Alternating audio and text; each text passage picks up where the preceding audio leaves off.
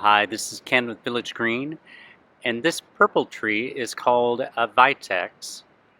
I get asked quite frequently in late spring and early summer, what is that beautiful purple tree? Well, that's what this one is.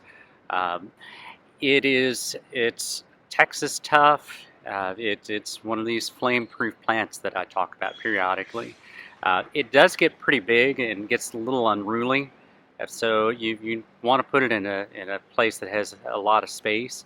It gets wide as well, a little bit wider than you typically see a crepe myrtle.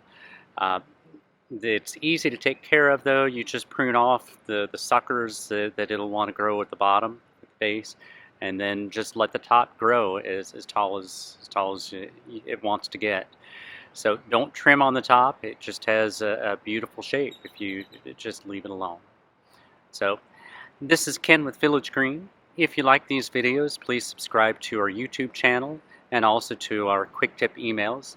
Please also send them on to your family and friends. Village Green, your neighborhood lawn and landscape experts.